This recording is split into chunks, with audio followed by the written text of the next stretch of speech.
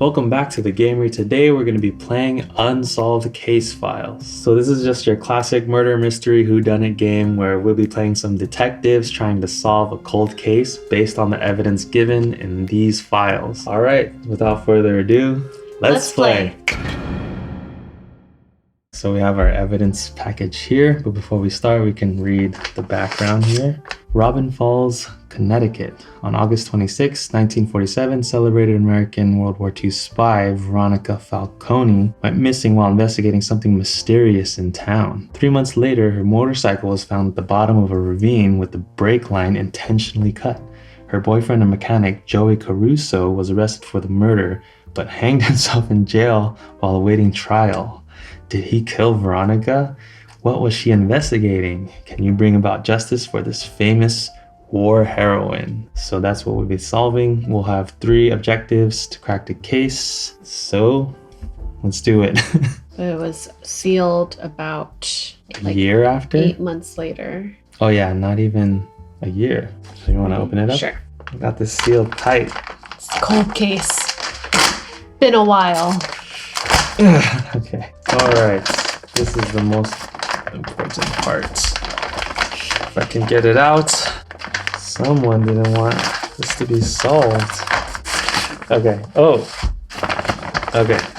So then we also have our bonus envelopes. I think you get to open one after you've solved each objective. Then we have our folder. Unsolved case files. Okay, let's open it up. Dun, dun, dun. Instructions. Unsolved Case Files is a game that lets you solve a fictional crime using the evidence and documentation from the cold case file. Case number, objective number 1. Reopen the case. 1 of 3. When you find evidence proving Veronica's death was far more suspicious than it appears, visit this page to see if you're right. Okay, reopens Veronica's case. You'll need 3 separate items from the case to prove the investigators' conclusions were wrong. What are they? Okay, so when you find the evidence proving that her death was suspicious, then you go to this page to see if you're right. After you prove Veronica could not have died in the manner investigators concluded, you may open bonus envelope A. This is when you find the evidence and then you go there. I feel like if we were to see this, it's kind of a cheating. I don't know. All right, we'll just leave that. So evidence.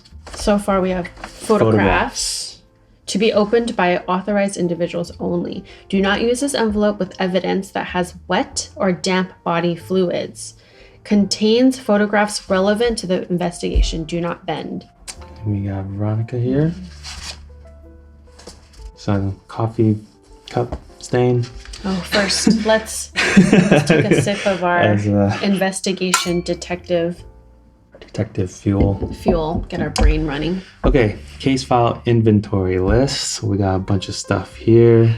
Is this just like, hey, this is what's in the game? Make sure you have everything kind of Maybe. deal? That's why it says if you're missing any, visit. Yeah. Okay, so we have a newspaper article. Murder investigation underway after Veronica Falcone's motorcycle found. Why don't you take a look at this and then tell me if anything important. Okay, well, we know that the brake cable was tampered with. So it says that investigators believe her body was washed downstream and devoured by wildlife given the length of time that has passed and the family of coyotes known to be prowling in the vicinity. But she went missing on the 26th, right? And then they found her when? Went missing on August 26th. Oh, right here, I'm sorry. So November 11th. On the 26th, when she went missing, she was last seen with her boyfriend, Joey Caruso, who was actually working on her motorcycle. The boyfriend is Joey Caruso, states that she was actually investigating something big and even received a death threat. So, okay. But there's no evidence supporting this claim, and he's also still the prime suspect. The sheriff says that they're also investigating 4 other suspects. Yeah, they're probably in here. We know that she graduated with a degree in journalism, and then she actually applied to the U.S. Foreign Service to serve her country, but she was rejected because she was a woman. And then she used her code name Falcon to use her feminine wiles to extract secrets out of high-ranking German commanders. She saved thousands of lives through her efforts and was awarded several medals of distinction for her espionage. She was known for her writings about her exploits as a female World War II spy for an ongoing column in the Old Glory Gazette using the pseudonym Foxtrot. So after the war ended, her identity was revealed. She became a national celebrity, and then she eventually settled down in New York, working as an investigative journalist under the pen name Jed Burge. She's moving to her grandmother's estate this summer. She was known for wearing non-ladylike clothing and smoking cigars while driving through town on a motorcycle. That's it. All right. Crow's Nest Boarding House, catering to widows, spinsters, and young ladies with untarnished reputations. An investigative journalist, isn't that what she used to do? Yeah. Robin Falls Currently hiring. Must possess at least 5 years of relevant experience to qualify. If you think you're the right man for the position, please apply in person. Oh, there's an address. Should I put that? Oh, that's one of the suspects. Missing person questionnaire. This is from the sheriff department. So this is the questionnaire of Joey Caruso. So this is the boyfriend. Round dime-sized scar on the left calf, which is the bullet wound. Mental state, full of moxie on the surface, but something wasn't quite right. Hobbies and interests, spending time with me and my daughter, shooting pool, riding motorcycle. Oh, he has a daughter. Okay, associations and hangouts. So his place, Brewski's Diner, and Rowan's Pool Hall. So those are known locations. The last time I saw Ronnie, oh, that was her nickname, Ronnie, she was at my shop last night, August 26th at 10 p.m. She asked me to replace the brake cables and gave her motorcycle a tune-up. Then she told me she was heading down to New York City that night. She was investigating something big that sounded dangerous. She even got a note threatening to kill her if she didn't back off. She refused to tell me what it was about. I was really afraid for her and wanted to help. Told her we should go to the police, but she was very headstrong and wouldn't hear of it. Okay. Is this a coffee stain? I think so. Interesting. So many coffee stains. Hey, Maybe that's an indicator. You gotta drink our coffee. Or tea. Okay, incident report filed by W. Dixon. Okay, there we go. Vehicle recovery, November 10. So on November 10th at approximately 12:15 p.m., we received a call from a Wilbur Jensen who had been walking his Pomeranian along the narrow section near the bend of the Fallview Road, which is the same road her bicycle was found, right? Or motorcycle. He reported seeing what appeared to be a crashed motorcycle at the bottom of Jackson Ravine. Several men searched the area within the embankment extensively, but no bodily remains were found. The right handlebar brake cable front tire had been deliberately sliced with a sharp knife or wire cutter so that the hard squeeze would break the cable and render the brakes useless. We presume the bike has been there since her disappearance, but went unnoticed due to the thick foliage which has just recently fallen off the trees. So it's like a drop. Oh, I see. 250 feet.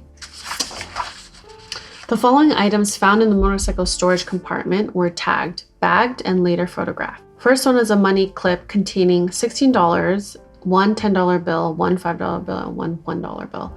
Torn out page from a notebook with various dates and times. It's not clear what it pertains to. The note reads, 8:15, stumbled onto something big. It's in my hands. More proof needed. 8:18, visited town hall, found a connection.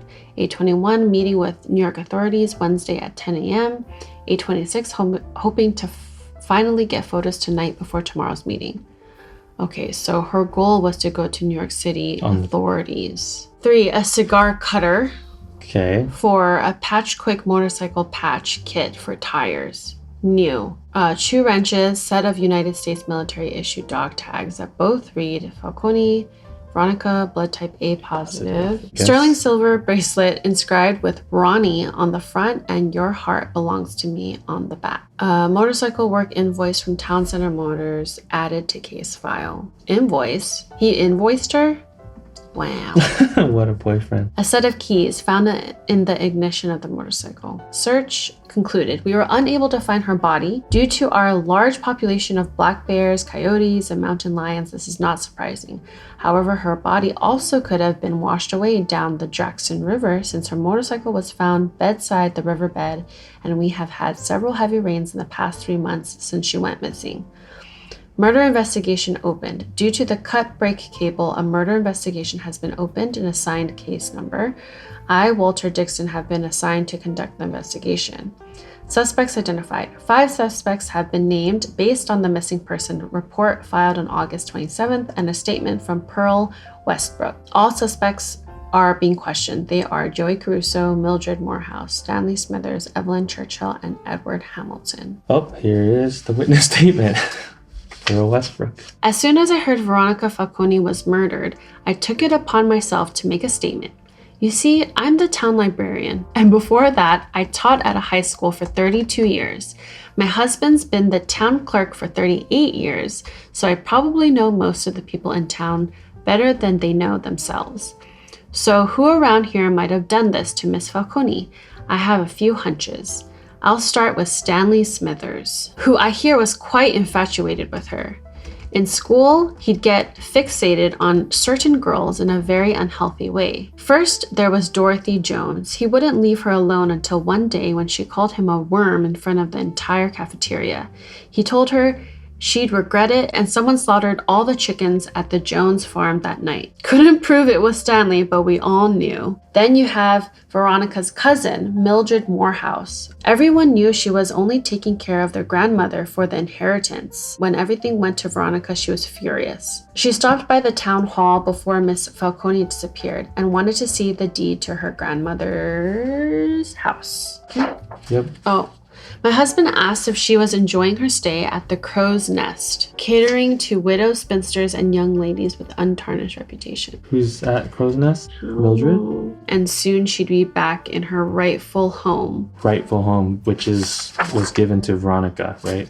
Yeah. So she has to stay there because she has no home. Speaking of jealousy, Evelyn Churchill was overflowing with it after Joey Caruso dumped her for Veronica just 2 days before their wedding. She told Veronica that she hoped she'd drive her motorcycle into Jackson Ravine and die. Oh, what a strange coincidence. Not long after, Evelyn stopped by the library and took out a pile of murder mysteries. I hear Edward Hamilton's also a suspect. Edward was enraged at Veronica for almost tricking him into hiring her and wouldn't let it go. He's never liked women in the workplace. His wife, Ruth, once told me she'd offer to help out at the paper, answering phones and whatnot while the kids were at school, but he refused, saying the place was off limits to her. My husband actually met Veronica shortly before she disappeared. He said she was at the town clerk's office to inquire about marriage records, I think. Marriage records.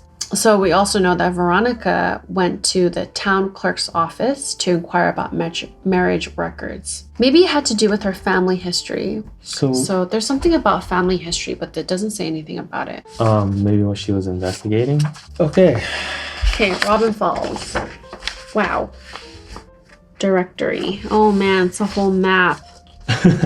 Maybe we should find the main parts. Case closed. Sheriff Samuel Shepard. Okay, facts of the case. Veronica Falcone left Town Center Motors on her motorcycle at 10 p.m. Oh, this like summarizes everything we've been doing. She was expected to arrive at the Winthrop Arms Hotel in New York City 2 hours later, but never checked in and has not been seen since. 3 months later, her motorcycle was found at the bottom of Jackson Ravine near the sharp bend on Fall View Road.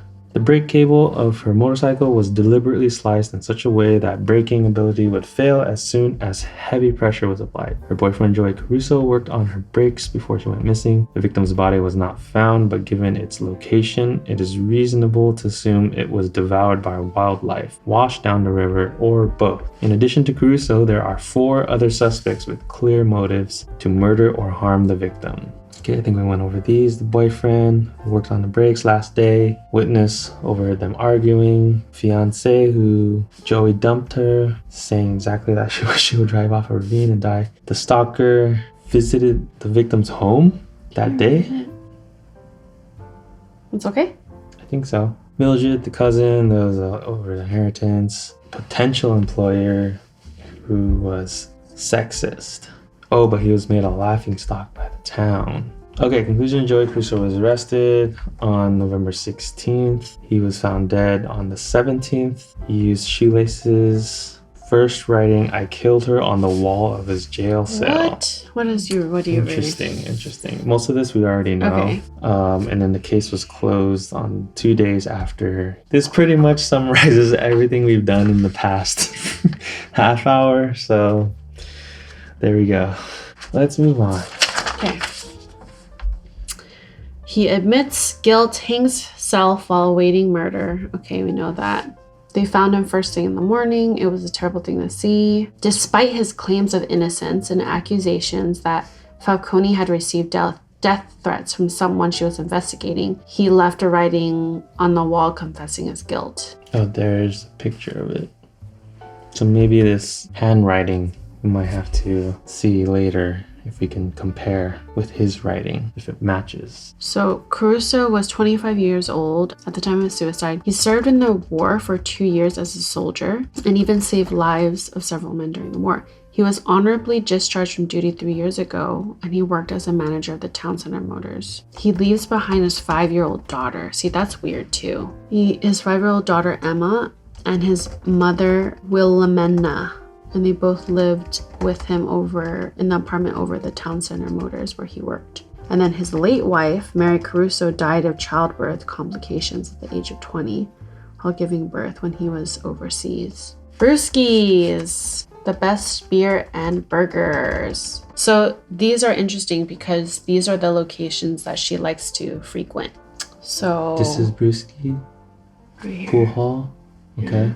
So far, everyone has said it's foul play, but I don't know exactly what we're supposed to do. Like, find out who cut it, how did they cut it? It says, when you find evidence proving Veronica's death was far more suspicious than it appears, then you visit that. Were we supposed to be able to open this by now?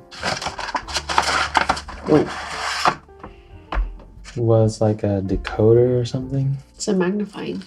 Oh, magnifying glass? Okay. It says, I didn't kill her. Just kidding. So we got some photo. Oh, maybe you have to look in here. Of the bike by the ravine. Let me see. The cut wire. Oh, the note and evidence. Oh, the librarian. She looks so creepy. Okay. She did it. Just kidding.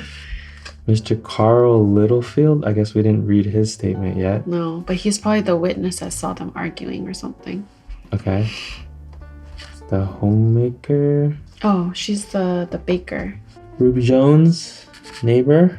We don't know anything about them yet. Fanny Newton, widow.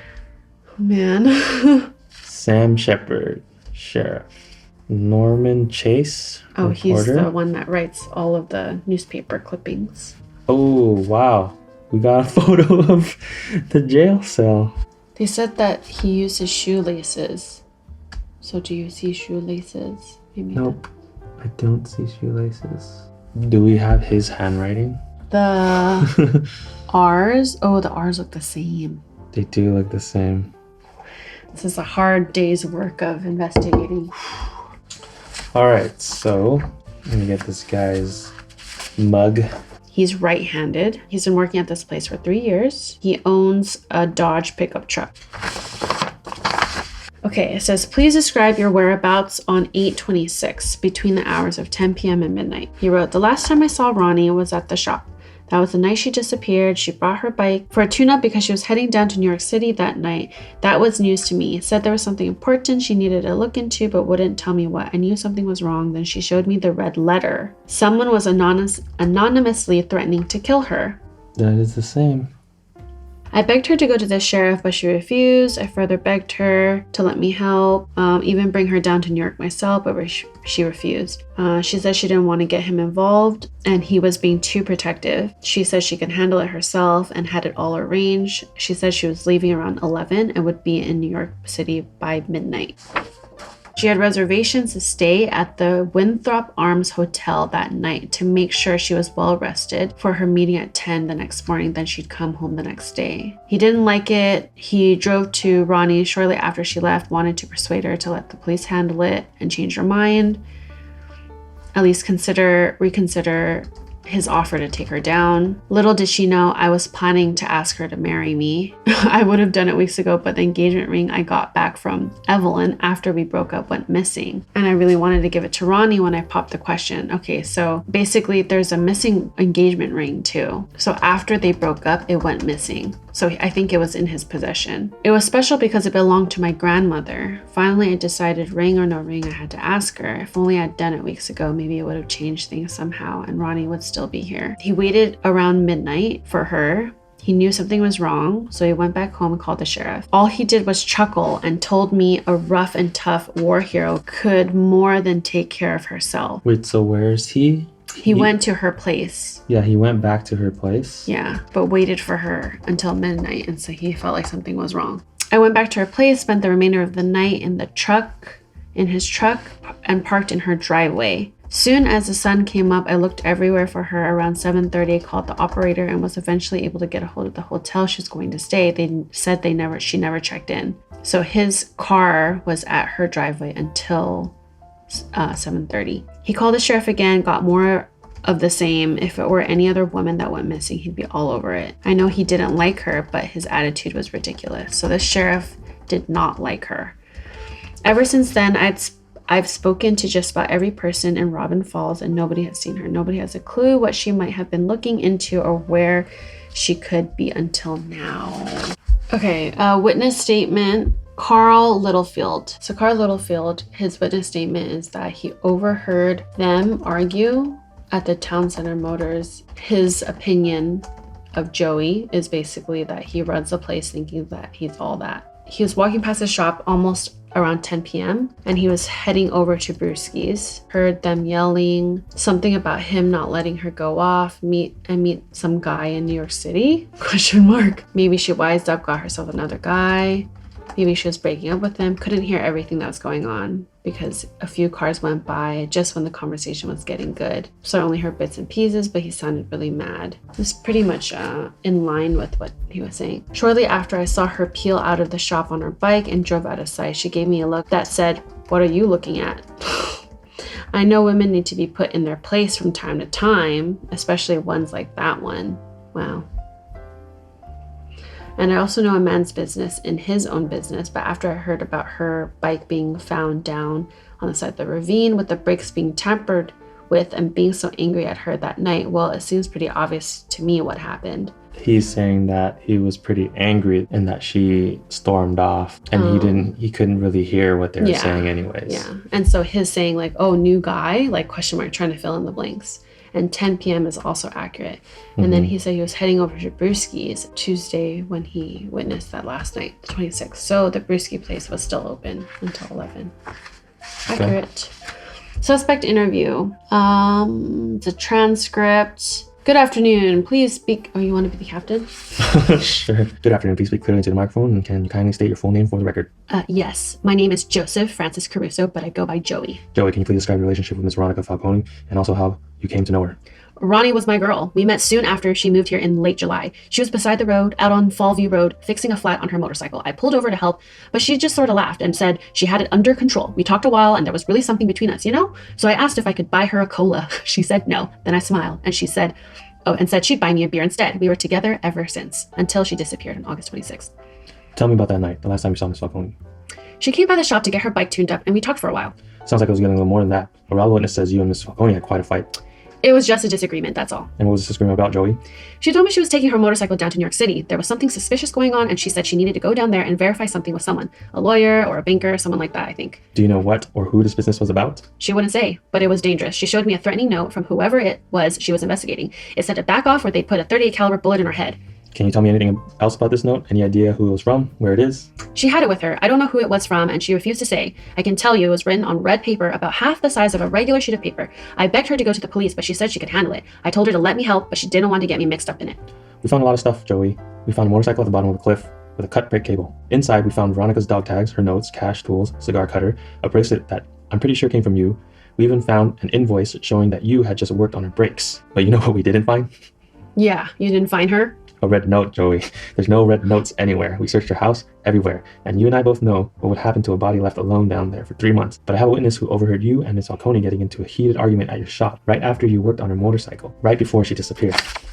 Your witness misunderstood. I was definitely riled up for sure. It made me crazy that she thought she was invincible and didn't need anyone to look out for her. But I wasn't jealous or angry. I love her and was afraid of losing her. I wanted to protect her. Sounds like you were the only thing Ms. Falcone needed protection from.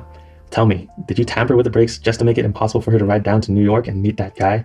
Or did you actually mean to kill her? Show her once for all that she wasn't invincible. I loved Ronnie more than life itself. I would never have done anything like that. At the time you met Ms. Falcone, you were engaged to be married to someone else, a Miss Evelyn Churchill. Is that correct? In fact, wasn't the wedding just a few days away? Yeah, that's right. And I know it's hard to understand. I thought everything was going pretty well, with Evelyn, and she was fond of my daughter. But I don't know. Something was missing. Once I met Ronnie, I saw things so clearly. Evelyn wanted to make changes for me and for my daughter that just weren't us, you know? I finally saw how different we were. And well, once I met Ronnie, I knew she was the one for me. We really got each other, you know? It all happened so fast, but I could only see my future with her. So I broke it off with Evelyn. So, in other words, if something better comes along, then a woman's dispensable, even if you're practically already walking down the aisle? What? No, it's nothing like that. I just realized it would never work with Evelyn, and Ronnie was like no one I'd ever met. I had to end it. It wouldn't have been fair to any of us if I hadn't. I had so much respect for Ronnie and what she'd done for our country. She had real substance, you know? I could talk to her about the war because I'd served too. 778th Tank Battalion. Evelyn's biggest concerns were fashion, looking pretty, and reading romance novels. Well, you gotta admit it's a little odd that this work order from Town Center Motors says you just replaced the brake line on your motorcycle, and the next thing you know, that same motorcycle is at the bottom of the ravine with the brakes cut, just enough to snap at the wrong moment. Look, I already told you what happened, Captain. You're on the wrong trail with me. Seemed like the whole town had it in for Ronnie right from the beginning. Men didn't like how she challenged them, and women were jealous of her. All I wanted to do was keep her safe. Keep her safe, huh? It sounds like you just wanted to control her, and when you found you couldn't do that, you killed her. Your way of controlling her once and for all. I'd never hurt Ronnie. I loved her and was going to ask her to marry me. If she just listened to me, none of this would have happened. You mean if she just listened and let you control her, you never would have had to kill her? No, that's not what I meant. You're putting words in my mouth. I think we're done here, for now. I have to talk to a few other suspects so I can wrap up this investigation. You better put the brakes on leaving town, Joey. It doesn't look good for you right now. I'll be in touch. Whew, you're tough. Okay.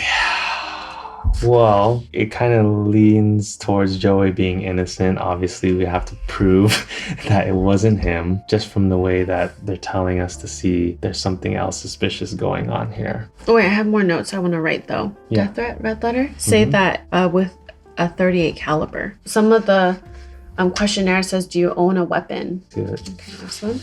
Oh, this is the work order that was found? Replace damaged pipe with a new one. Oh, no charge. Okay, never mind. He's a good boyfriend. Yeah. Removed old tailpipe, replaced with a new chrome tailpipe, replaced worn brake cable with a new one, changed oil, general wash project, also gave a new patch kit, all in the house. Obviously, we're supposed to figure out why it wasn't Joey. We're supposed to see who else could have done it, how they could have done it. Okay, so as you can see here, we took some time to reorganize our notes so we can just go over a brief summary. So first, we have our victim, Veronica Falcone. She went missing on August 26, found her motorcycle off the ravine. They believe her body must have washed downstream or been possibly devoured by wildlife.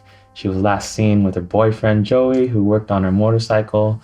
There was a witness who saw them get in a heated argument. And according to Joey's testimony, Veronica was investigating something and even received a death threat, yet there's no evidence for this. Her last known whereabouts were with her boyfriend, Joey, at his shop. And Joey was the one that fixed her motorcycle and replaced her brake cables. Yeah, so when they found her motorcycle in the ravine, the brake cable was cut, which they believe was the reason why she must have drove off the cliff and fell into the ravine. So he was arrested, and then before, I guess he was put to trial, he killed himself. But before that, he wrote, "I killed her," in the jail cell. We checked the handwriting, it was his handwriting. According to his background, he was in the army, he had an honorable discharge, he has a 5-year-old daughter and a mother that he was living with. His late wife died while giving birth. The background isn't quite bit as to why he would just kill himself. The suspicious thing is that he killed himself the day before his trial was set. Because who knows what he would have said. According to Joey,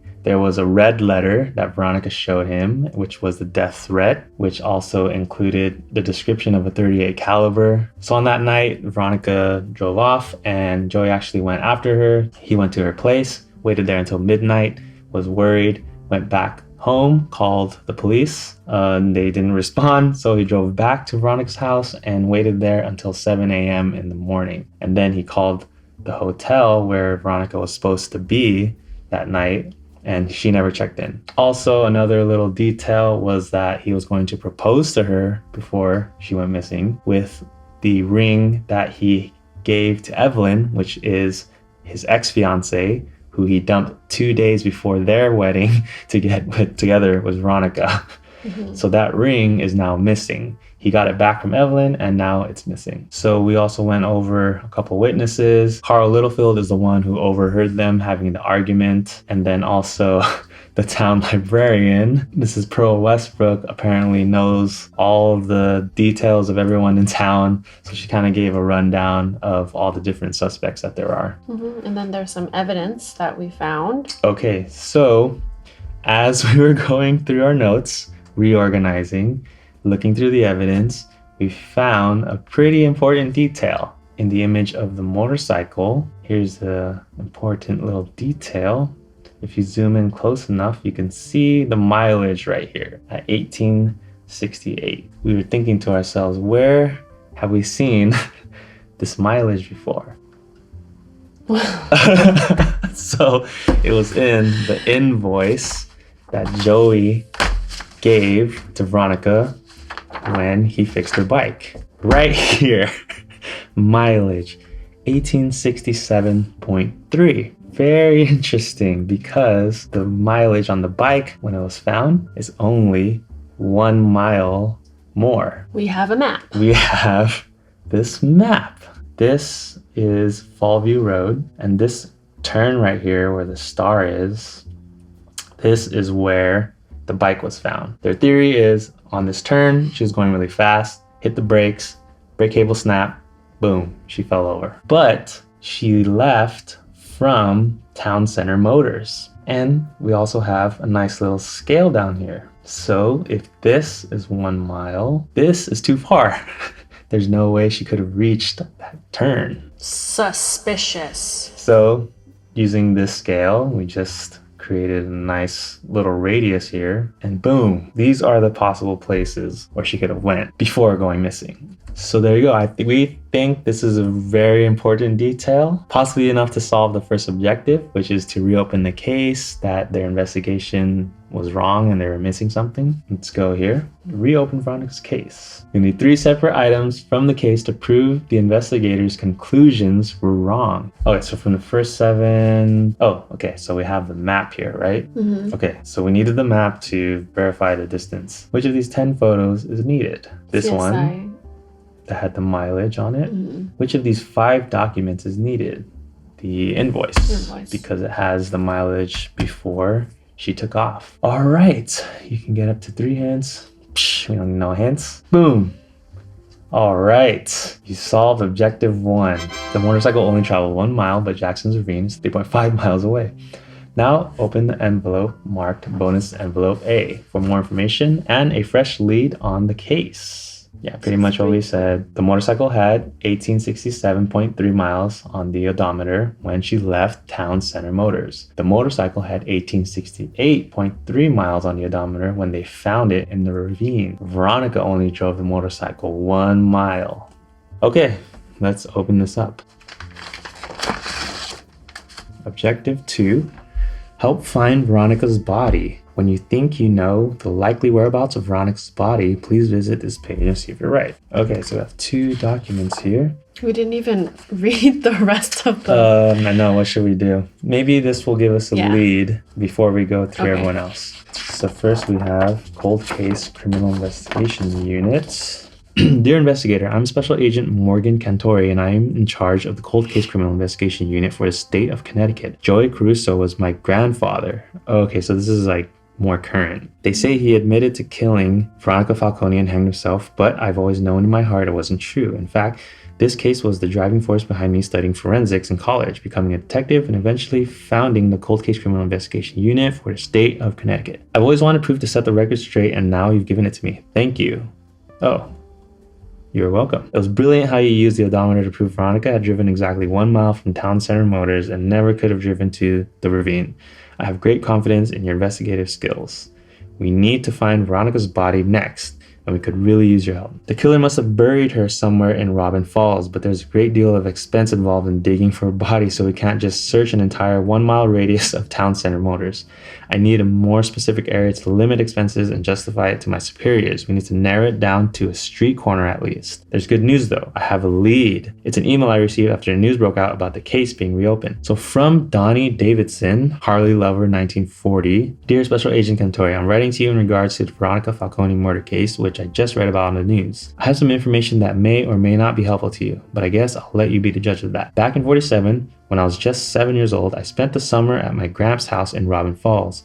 Gramps always went for a long walk late at night, usually heading out somewhere around 9:30 or 10 and covering several miles. I remember that on the morning of my 7th birthday, August 27th, which is the day after she went missing, Gramps said it was too bad I hadn't been out with him the night before, for a couple reasons. First, he said he was able to get an up-close look at Veronica Falcone's humdinger of a bike, as it was parked just outside Wagner's Diner. I wonder if Wagner's Diner was named something different, because I can't seem to find it on the map. And second, he saw Evelyn Churchill out for a walk. Gramps didn't feel right about her being out by herself, so he walked her back home and told her a pretty young lady shouldn't be out walking by herself at that time of night. Oh. Let me move this. So her home is not too far. When I saw the date Veronica Falcone went missing in the news, I realized that it was that very night before my birthday when Gramps saw her bike. In hindsight, I think it seems a little more than odd that it was parked out there that night. The only problem is that there was no Wagner's Diner, but I know he saw her bike that night because he described it in great detail. Where he actually saw it, I don't know. If I can be of any more assistance, please give me a call at blah, blah, blah. Do I have to call that number? I wonder if I was just going to say that. Do 555 numbers work? Your call cannot be completed as dialed. Please check the number and dial again. That was worth a shot. Okay, so I think since Evelyn Churchill's mentioned, we should probably go through her stuff. The only diners that they have is the Brewski's Diner, which we know that Veronica frequented. And there's another diner called Scully's Diner. Scully's Diner, right? So now we're looking at Evelyn Churchill's profile? Yes. Are you in ownership of firearms? No, but Mama does. Volunteering at the church, fashion, baking, reading, sewing, and cooking. Doesn't work. She doesn't drive. On the night Veronica Falcone went missing, I was mostly at home taking care of Mama. She's been so upset by Joey dumping me the way he did that she's been in bed from nerves ever since. In fact, she fainted dead away when it happened. Dr. Smith had to come out, and her writing is so hard to read, revive her. He said she needed plenty of rest and sleep, which I've been making sure she gets. I, on the other hand, can barely sleep at night. I go out for walks before bed to clear my head, but it just doesn't help. Darn that person and Joey for what they've done to me and Mama. Anyway, while I was out for my walk that night, I ran into that nice old man who passed last month, Mr. Davidson. This was sometime after 10 p.m. He escorted me home, said a pretty young lady like myself shouldn't be out walking by herself at that time of night. I checked on Mama once I got home, and it must have been around 10:30 or 11 when I went up to bed. So we're trying to figure out what is Wagner's Diner, and I don't think anything in here really helps us. No. Yeah. We just know that it says she was home by 10:30 to 11. Can anyone corroborate that besides her mom? So now we have Bessie Mae Barker, January 27th. This all happened in August. What are you talking about? This is her birthday. Drink your coffee. Yeah, get some more coffee. Drink your coffee. Yeah, wake up. It's been a long night, okay? I'm slaving over this Can't sleep. cold case. Can't sleep over this case. One day toward the end of summer, I was just minding my own business shopping at Hudson's drugstore when I heard a commotion. See, I was in aisle 3 getting Mr. Barker some new undergarments when I heard an angry sounding voice over by the front of aisle 4. I figured it was my duty as a concerned citizen to listen up. Plus, ever since that lovely spy moved into town, it's inspired me to keep track of going-ons because you just never know. I recognized that voice straight away as Elizabeth's daughter, really letting someone have it. I inched my cart around the corner real stealth-like, and that's when I saw who she was talking to. It was that girl spy. So Elizabeth's daughter was putting up a stink worse than a bottle of cheap perfume because the spy had stolen her fiance away from her. It's Evelyn. Can't really blame him for dropping her for the spy though. Evelyn has always been demanding and that whiny voice. The thing that really stuck out in my mind was Evelyn saying, I hope you drive that motorbike of yours into Jackson Ravine and die. I even told Sheriff Sam Shepard about it when I saw him coming into the store that day just as I was leaving. He smiled, patted me on the shoulder, and went on his way. I think it was his way of saying, great work, detective. Looking back on it, it was like a real life death threat. That's what Pearl Westbrook said when I told her the story. I have no doubt that somehow she had something to do with that lovely spy's demise. Alright, we got another interview. You have to talk in a whiny voice. Miss, please kindly state your full name to the microphone. My full name's Evelyn Churchill. Of course, it should have been Mrs. Evelyn Caruso by now, but it's not. Veronica Falcone saw to that. Well, thank you for coming down to the station, Miss Churchill. Can you please tell me how you knew Miss Veronica Falcone? I sure can. 2 days before my wedding, she stole my husband-to-be. How did that happen? That's what I'm still wondering. Why Joey would walk away from me for that unladylike, motorcycle riding, beer guzzling, pool playing, tawdry little tart of ill repute is beyond all comprehension. How did you find out about it? Did you see them together somewhere? No, he met her on a Wednesday, and the following morning came to tell me he was breaking it off. Did I mention that was just 2 days before our ceremony was to take place and that I was trying on my wedding gown at that time? That's awful. No kidding. When he came to the door, he said he wanted to talk to me face to face, but I told him no way because it was bad luck to see the bride in her dress before the wedding. That's when he told me he was sorry, but there was no longer gonna be a wedding. I assured him it was just cold feet and that it was just natural to feel that way. I just read about it in Matrimony magazine. That's when he told me he met someone else. What did you do? I threw open the door and started hurling my fist at him. He caught my wrist and apologized profusely, but said I needed to accept the fact that it was over. I would have had a lot more to say on the subject, but that's when Mama fainted dead away right there in the living room. I had to stop what I was doing and telephone Dr. Smith. I'm so sorry, Miss Churchill. That must have hurt your feelings very badly. How long have you been engaged? Oh, it did. Still does. We were engaged for almost a year and dated for quite some time before that. His first wife died while he was overseas, and he has a daughter. I was going to raise her up to be a proper lady, just like how my mama raised me. Maybe even get her into some beauty pageants. And I'd be married right now if it wasn't for that. What kind of woman steals another woman's husband? Well, he was almost my husband, but who would do that? Not anyone worth anything, that's for sure. And how could he do that to me? He was supposed to take care of me for the rest of my life, and I'll end up like a spinster with no children, no home, no anything. Not to mention the shame of it all because of that person. Did I mention he asked me to give back his grandma's engagement ring so he could give it to her? The nerve. I'm so sorry to hear all this, miss. How old are you now? I'll be 22 this Christmas. Well, you're still fairly young and pretty, and I can see right here on your marriage application that you can still bear children. I'm sure you'll meet someone else. Even if I did, it doesn't matter. Joey dumping me like that destroyed my trust in men. I will never, ever forgive him for that. Ever. Only living man I'll trust now is my uncle, Sam Shepard. Ooh. Didn't know that. Interesting. I really remember I said that there was something sus about Sam Shepard. Uncle Sam. In fact, he was going to walk me down the aisle since Daddy passed on last year. What did you say to him after he told you it was over and he'd found someone else? I told him he'd be sorry. Sorry how? Well, sorry for walking away from the best thing that ever happened to him, all for some tawdry tart. Did you ever have any direct contact with Miss Falcone? No, never. Are you certain about that, Miss Churchill? Because someone says they saw you lighting into her at Hudson's drugstore a couple days before she disappeared. Okay, yes. I did light into her, and quite frankly, I'm proud of it, because that Hessie had it coming. Could you please elaborate on what happened? I'd gone down to Hudson's to pick up Mama's prescription. You see, she's been having spells since she found out the wedding was called off. Anyway, who did I see headed out of aisle 4 with a box of cigars? But the husband-stealing spy herself? He left me for a woman who smokes cigars. I stopped her dead in her tracks and let her know just what I thought of her. The eyewitness to the event said you told her, and I quote, I hope you drive that motorbike of yours into Jackson Ravine and die. Did you say that, Miss Churchill? Miss Churchill, did you or did you not say that to Miss Falcone? Yes, I very well might have said those words, but she had it coming, and they were just words. I was justifiably upset. Who in my position wouldn't be upset? What do you expect? That I should swap custard recipes with her?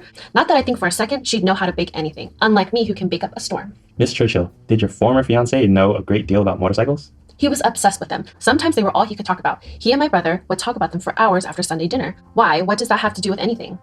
I take it you must know a little bit about them too then, right? If he talked about them so much. Well, yes, I was always attentive to his interests, like any good bride-to-be would be. I learned about that in Matrimony magazine as well. Guess I wasted my time reading that rag. That will be all for now, Miss Churchill. So she has Uncle Sam here, who's sheriff, who doesn't like Veronica. We know that. And we got this brother who spoke a lot about motorcycles with Joey. So quite some connections there. Application for marriage license was canceled. The gentleman found himself another lady. Nothing much. that seems like sticking out to me. Okay, there's no real mention of the remaining 3 suspects. Well, we do know the grandfather, The whoever witness. whoever did the walk. Yeah, the witness, Mr. Davidson, He witnessed the motorcycle. somewhere close, had to be close to Evelyn's house. She would have had to drive at least 1 mile. Yeah. Now, if this game is straightforward, I'm going meta here. If it's straightforward, it would be somewhere around the edge. So we have Scully's Diner, the pool hall, the boarding house, Yeah. or the library. There's other places here too. 19 is church. What's 46? 46 is Randall's It's tobacco shop. I feel like it would be something that was already mentioned. All right, so looks like we need a little more information to figure out where exactly Mr. Davidson was when he spotted Veronica's motorcycle, this Wagner's Diner that doesn't exist. So we were trying to dig around because that place is not on the map, and something sounded very familiar. So from the witness statement from Pearl Westbrook, who is the librarian, in her statement she says that there's a Rosie Wagner who married her high school sweetheart, Harry Fletcher. And one day she was waiting tables at her daddy's diner. So we know that this diner is Rosie's dad. However, she's married to Harry Fletcher. So we were trying to see if Wagner Diner was either renamed or could be mistaken for another name or somehow linked to a Fletcher. So we looked on the map and we noticed that there is a Fletcher's Family Restaurant, number 20. So if you go back to the map, it's actually within the 1 mile radius of the town center motors of where Veronica could have driven. We believe that Fletcher's Family Restaurant could have been the Wagner Diner that the grandfather of Davidson saw the motorcycle at. Okay, that fits the bill. It's at the edge of this circumference. So now what do we do with this information? When you think you know the likely whereabouts of Veronica's body, is this enough information to go off of? If her bike was there, something had to happen. Something must have happened. Something must have happened to her at that location. Yeah.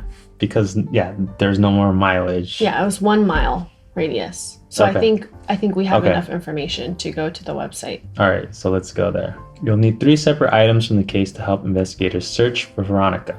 Let's find her. Okay, so which one of these is the map, right? We're still using the map to verify the distance.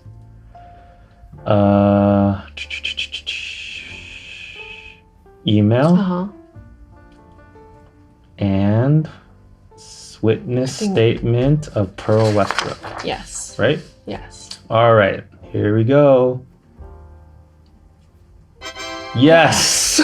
Okay, you solved objective number 2. Wagner's Diner is now Fletcher's Family Restaurant.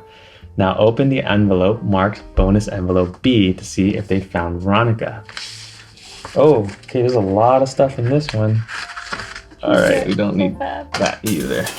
So, Donnie Davidson's email says the bike was parked at a place that was once called Wagner's Diner. Pearl Westbrook explains Rosie Wagner used to work for her daddy's diner and married Harry Fletcher. There's a place called Fletcher's Family Restaurant on the map exactly 1 mile from Town Center Motors. Nice. Booyah. Okay, So, who killed Veronica? When you know the killer's motive for murdering Veronica Falcone, go to this page. All right. Okay, put it here for now. We're almost there. So here again, Morgan Cantori. Dear investigators, I want to congratulate you on your excellent work pinpointing the area we should look for Veronica Falcone. I'm very proud to say that we found her body. It was buried in a shallow grave behind what used to be Wagner's Diner and was later renamed Fletcher's Family Restaurant after Rosie Wagner's father passed it down to her and her husband, Harry Fletcher. Veronica's remains were just 3 feet down. Along with her body, we also found a .38 caliber bullet inside her skull. There are some other items too, including the threatening note my grandfather referred to and no one believed so many years ago. I'm sure whoever wrote that red note wanted to shut his mouth about it since he told so many people in town that Veronica was investigating something and had received a death threat. Unfortunately, the remains have no lasting forensic evidence we can tie to any of the other suspects, but it's quite obvious Veronica was in the act of uncovering something big, something worth killing her to keep secret. But what were they hiding, and why did Veronica Falcone have to lose her life for it? What was Veronica investigating? We have to find out, and I need your help. So it's interesting that the red note that they mentioned was found with her body. Yeah, someone was trying to bury the evidence. Yeah. So, what do we have here?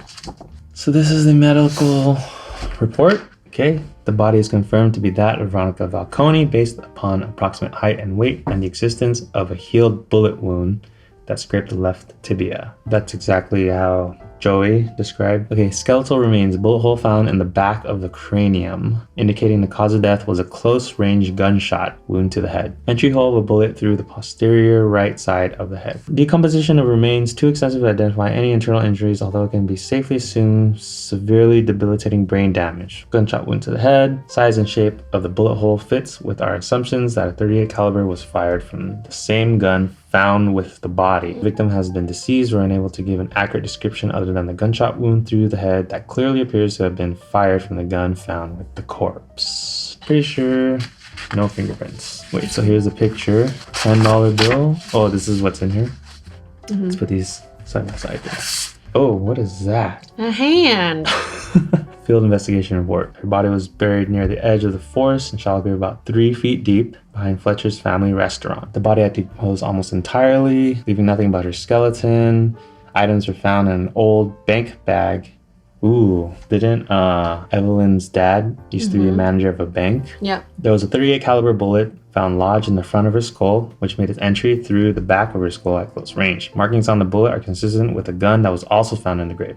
Along with the body, we also found several items of significance which have been taken into custody and photographed. Okay, actions taken. Following all standard procedures, the skeleton was carefully exhumed from its burial spot and sent to the medical examiner's office in Hartford. The film in the camera was relayed to our photo lab to see if the film is still salvageable. There was one salvageable image. A blurred hand, okay, presumed to be the right hand of the individual who killed the victim. The bullet found inside the victim's skull was confirmed to have been fired from the gun found in the grave. The serial number of the gun was filed off, so we can't trace it. Is there a ring? It's a ring. It's the... It looks like a man's It's hand. the right though. hand. Okay, evidence. .38 caliber bullet matches the note. The revolver, forensics confirmed this gun fired the bullet. The spy camera, heavily corroded and smashed possibly with a rock. Trace amounts of feldspar and quartz.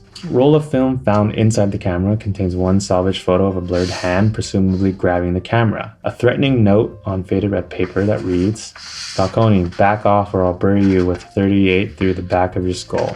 A single $10 bill, 1934 A series. What- Interesting why they would include Yeah, these that's why I'm details. trying to see where the...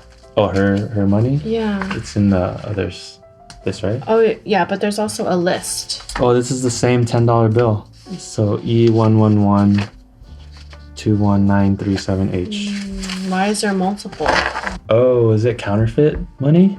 Maybe. I also remembered that in her note here, she was saying she was finally gonna get photos before tomorrow's meeting. So the night before she disappeared, she was trying to get photos of something. Maybe she was intentionally going to the diner or the family restaurant. And someone said she might be investigating like family history. So something's going on. Don't know quite what. I think we gotta keep going. Brown leather wallet with her driver's license and library card, and also a lighter. So this is a right hand, right? Right hand. Does that mean the person is right-handed? She's right-handed. Joey Crusoe's right-handed. Joey Crusoe's right-handed. This guy's right-handed. Oh, she's left-handed.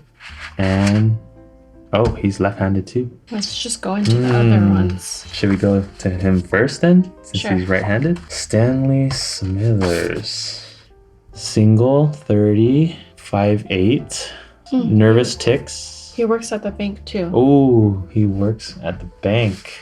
Not looking good for you. And this one is Robin Falls Bank and Trust. Yeah, that's the one. Bank He's been there for clerk. 7 months. He owns a firearm. Bank carving. So he has some type of sharp tool. Carving, pinning insects. Oh, they're not making this guy look good at all. Is it too obvious? On the day Veronica went missing, I saw her at her house around noon, but that was it. No clue what happened after that, and quite frankly, I don't care. I thought we could have had something special, and if she hadn't been so stubborn, she would have seen it too. But I guess in reality, she clearly was not the person I thought she was. She turned out to be downright disrespectful, rude, and didn't know her place.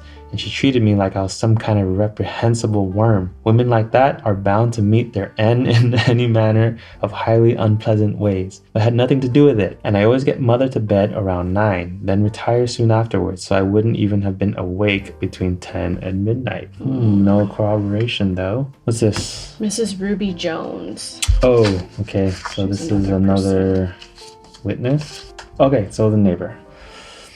That day that Miss Veronica went missing was the day that very strange man, Stanley Smithers, came by her house and had a conniption fit. It was frightful. Come to think of it, he'd also been by a couple of other times before that. The first time he was below her bedroom window one night attempting to serenade her, which sounded a lot more like a mule in labor. The other time he left flowers on her porch, then did something to a tree in her front yard. Mr. Smithers and Miss Veronica's initials carved into the tree with a heart around it. Truly frightening. I never go to his line at the bank because, quite frankly, he makes my skin crawl. Something's clearly not right about that fellow, and it could surely be evidenced by the display he put on over at Miss Veronica's place the day she went missing. I heard a car pull up into the driveway next door and just happened to look over. When I saw, it was Stanley Smithers. Anyhow, he went up on the front porch and banged on the door, kept getting louder and more forceful. Next, he started yelling and cussing and said he knew she was in there. I knew she was too, but you can't blame her for not answering. After that, he began peering in the windows and banging on those as well. Then he turned and went down the front steps. I thought it was going to be the end of it, but instead, he went around the side and actually tried to open the door over there. Fortunately for Miss Veronica, it was locked. That's when he ran back up onto the porch. I was getting frightened for her just watching. He yelled that if she didn't open the door, he was going to break the window and come in. At that time, her front door burst open and she came bolting right out. Before he even knew what hit him, she pushed him right down the front steps. Then she yelled down to him that she knew about Mabel Smith and she was going to find out what happened to her. So Mabel Smith was a girl who went missing, according to the librarian's witness statement. And then there was Mabel Smith, who wrote a few poems that were pretty dark in nature. She went missing and was never found. Maybe she's still hiding. Then she yelled down to him that she knew about Mabel Smith and she was going to find out what happened to her. That's what she was investigating, maybe. After that, he came charging back up the stairs and grabbed her forcefully. She made some kind of move she must have learned in the war, but she easily got out of his grasp and kicked him hard between the legs. He reeled around crying out like a wounded baboon, and then she kicked him once more in the behind for good measure. That's when she went back into the house and slammed the door. He screamed that she was going to regret this and staggered down the front stairs. I distinctly remember him stopping on the way to his automobile to take a good long look at her motorcycle. And now that I hear someone cut her brakes, I bet anything he was the one who did it. I can also tell you that on the night in question, Joy Crusoe showed up a couple different times at her place. She wasn't home either time. The second time he showed up, he spent the entire night in his truck, parked in a driveway. Yeah, we know that already. Here's the interview with Smithers. Can you please state your name into the microphone? Stanley Bartholomew Smithers. Mr. Smithers, how did you meet Veronica Falcone? I'm a bank clerk at Robin County Bank and Trust. Veronica came in to sign some papers because she just inherited her grandmother's estate. I asked her to have a seat and went to get the manager. When she was leaving, I asked her if she'd like to go out and have a steak dinner at Sal's Steakhouse with me. And what did she say? Flat out no, as if she couldn't even be bothered to consider it. You can't really blame her. What I mean to say is the lady didn't even know you, but I take it this bothered you? No. Well, actually, yes it did. It was quite rude. Not sure why you think it was rude? She pressed me off like I was a ball of lint. She needed better manners than that. We were meant for each other. I was her knight in shining armor. My goodness, I even offered to buy her a steak dinner. Excuse me, I need some water. Why did you think you were meant for each other? You knew just a little about her as she did about you. Sometimes you just know. She'd have known too if she quit being stubborn. The lyrics in Dearly Beloved sung by the great Fred Astaire put it best. Oh gosh, I don't know this Just song. make a tune. Tell me that it's true. Tell me you agree. I was meant for you. You were meant for me. I see. Was that occasion the only time you asked Miss Falcone out? No, it wasn't. Why do that if you thought her both rude and lacking in manners? She needed to see we were meant to be together. So in other words, you wanted to force your will upon her. Nothing of the kind. She just needed to see things as I saw them. You know, Stanley, we found a letter you wrote inside her house, and I think drawing a sketch of the two of you holding a baby is a pretty sick way to try to woo a lady. Anything to say about that? That was private. I was simply foretelling her of our potential future together. Uh-huh. Can you tell me what your other encounters with her were like? I brought a bouquet of forget-me-nots to her house, but no one answered the door, so I left them on her porch with a note requesting that she show me the proper respect I deserve and allow me to treat her to a steak dinner. I'm anxious to hear how that went over. She stormed into the bank, threw the flowers at me and said, "Just showing you the proper respect you deserve. Now leave me alone," then left. People had the audacity to laugh. She really needed to be taught a lesson. And did you teach her this lesson? I sure tried. The next day I went over to talk sense into her. I knocked and she didn't answer, but I knew she was home since her motorcycle was there. You did more than just knock. A neighbor said you were peeping into windows. I was not going to be ignored. I needed to talk to her. You don't do that by invading someone's privacy. Well, it got her to finally open the door. What happened then? She came bursting through the door and shoved me down the stairs. Then she screamed and cussed and told me to leave her the heck alone. So unladylike. I left after that, decided she wasn't worth my time. But you didn't leave after that. According to the neighbor, Miss Falcone told you she knew about Mabel Smith and wasn't going to stop until she found out what happened to her. Know what she was talking about? No idea. Uh-huh. Then you stormed back up on the porch and grabbed her arm. Only she easily escaped and kicked you hard. And while you were reeling in pain, she kicked you again. You told her she'd regret it. And that's when you left. But before you did, you stopped at her bike. I think that neighbor should really mind their own business. Was it Ruby Jones? You know what I think, Mr. Smithers? You were obsessed with Miss Falcone and it made you furious because she wanted nothing to do with you. So you made good on your threat and messed with a brake line on her bike. Trust me, that floozy had it coming, but it wasn't me who did it. Tell me about Mabel Smith. You stalked her too, back in high school, remember? She ended up missing and they never found her. What did you do with her body, Mr. Smithers? This is ridiculous. I've never stalked anyone. Why don't you go ask Sheriff Shepard? He knows I had nothing to do with it. He was just a copper back then, but he was in charge of the search for Mabel. And even he said she probably just took off with some guy. I'd throw you in jail right now if I could. You better watch yourself, Mr. Smithers, because I'll be watching you like a hawk. Wait, that's key. Sheriff Shepard was also in charge of the case with a missing Mabel Smith. Yeah, we knew that he was There in charge. is a common thread. He seems like a creeper. Yeah. Oh my goodness. Also, more about him too is that he He's not too fond of Veronica because he ignored Joey's call. Yeah, he was like, "Oh, a girl like her can take care of herself." And he also ignored the lady in the grocery store, Hudson's drugstore. Basically, he's a bad cop. No, you have to. And he's Evelyn's uncle. You have to read this poem. Oh gosh. My dearest darling Veronica, I'm feeling intense anger toward you right now, which I certainly do not wish to feel. However, you left me no choice in the matter. The deplorable manner in which you've been treating me is not in accordance with how a lady should treat a man, especially a man who wants to buy her a steak dinner. Just who do you think you are? Do you have some... I'm just gonna go fast.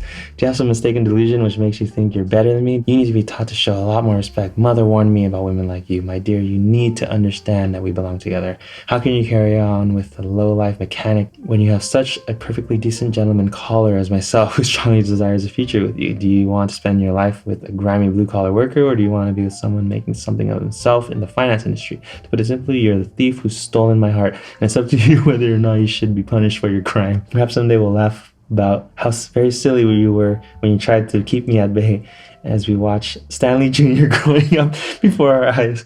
But mark my words, Veronica, if I can't have you, then no one will. Ooh, it's not looking good for him. With all my love in my heart, Stanley. A poem for my Veronica. I am your destiny. You are my fate. I love you so dearly. but you're filled with hate.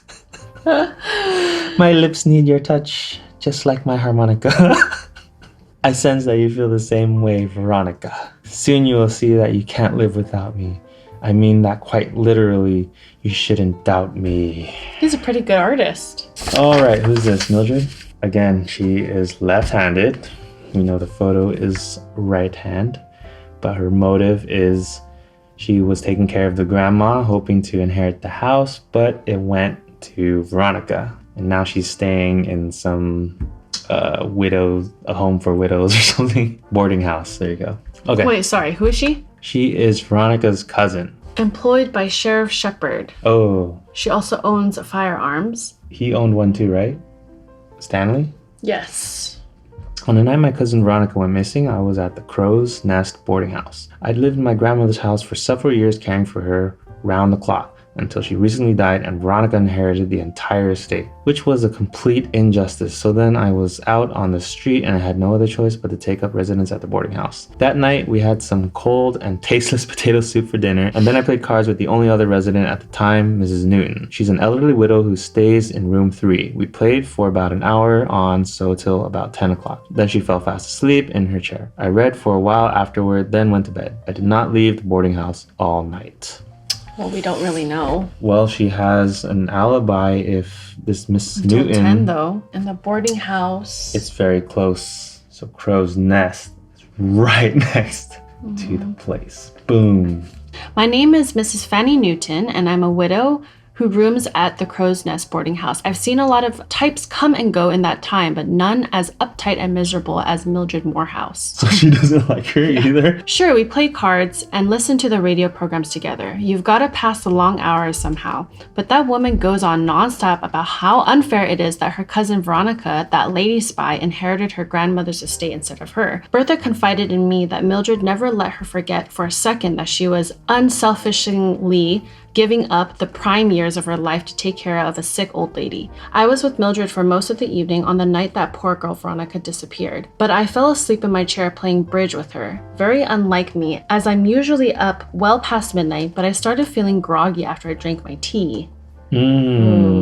Almost forgot. I also do recall seeing Mildred at Bertha's old house the day Veronica went missing. Okay. It was around 10 a.m. and I was visiting my nephew, Earl Jones. Incredibly, I saw her hop on Veronica's motorcycle and onto the handlebars, acting like she was revving the engine. I called out to her and she jumped a mile in the air, got off the bike, and took off. Never even looked over at me. So somehow she was in contact with the bike. Okay, now this is the interview.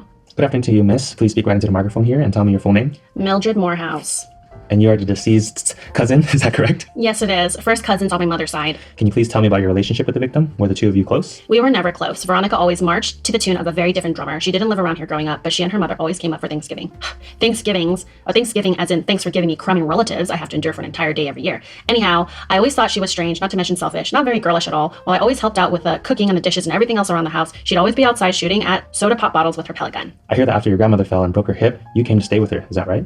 Yes, that's correct. I came to stay and never left. I took care of Grandma for the best years of my life. Veronica and I were the only two living relatives she had. I thought she should move here and help out, but she decided to go play spy in the war instead. She had a duty to Grandmother just as much as I did, but chose to put her own interests ahead of all that. You seem angry about her fighting in the war. As a matter of fact, yes, I am angry about it. I needed her help. While she was off having very unladylike exploits, I sacrificed the prime of my life caring for Grandmother. I'm sure it wasn't easy for you, Mildred, but your cousin almost sacrificed her entire life numerous times for her country. Yes, well, good for her. And she was highly rewarded for it too, but was I rewarded for my years of sacrifice? No, I wasn't. Grandmother actually ended up leaving her house and the entire estate to Veronica. All of it should have been mine, not hers. I have a copy of the will right here, and it appears she left you a few things. Oh, she left me a few things, all right. For one, her darned cat, Marmalade. That cat hates me, and Grandmother knew it too. Another thing she left me incredibly was her bedpan. Her bedpan, Captain, of all things. And after all I'd done for her, what'd she expect me to do with that? Use it as a candy dish? I've never heard of anyone willing a bedpan. I don't even know what to say to that. Exactly. Thankfully, the sheriff and his wife took pity on me, and I'm working as their part-time housekeeper now. Gotta pay my board to Mrs. Sudbury somehow. Interesting. So I take it you were perturbed at Miss Falcone because not only did you feel put upon that she left you to tend to your grandmother, but she also inherited everything. Perturbed, Captain? Perturbed? That's an understatement. What's more, I was Grandmother's sole heir until Veronica came home, a celebrated war hero. She changed her will almost immediately, said it was the least she could do for Veronica after she'd done so much for her country. What about everything I'd done for Grandmother? What about that? According to this copy of the will we found at the estate, it states that in the event of Veronica's death, you are to inherit everything. Did you know about that? Yes. Well, that seems mighty lucky for you, doesn't it, Miss Morehouse? It's not luck, I deserve it. So if it wasn't luck, then you know what I'd call it? I'd call it a very strong motive for murder. It drove you crazy that she left everything to Veronica, but now you have it all, don't you? I will not stand for this. Yes, I hated her, and yes, she took what was rightly mine, but I did not kill her. You thought Miss Falcone had no business inheriting what you believed was rightly yours, but you saw the loophole in the will. You didn't want to be left out in the cold after giving up the best years of your life. You worked hard all those years for your reward and had to watch it get handed over to Veronica on a silver platter, leaving you nothing but a silver bedpan. Of course you killed her. You thought you had no other choice. That is not true. That will be all, Miss Morehouse. I meant I was going to take her to court, not kill her. I told you, that will be all. Actually, I do have one other thing, come to think of it. Miss Morehouse, just exactly how did your grandmother die again? Because I hear she was given a clean bill of health shortly before her death. She took too many of her pills. She was forever getting things mixed up, just like she did with the will. She was getting rather senile, Captain. But since you knew that, wasn't it your job to make sure that kind of thing didn't happen? Okay, no more questions at this time. We'll be in touch.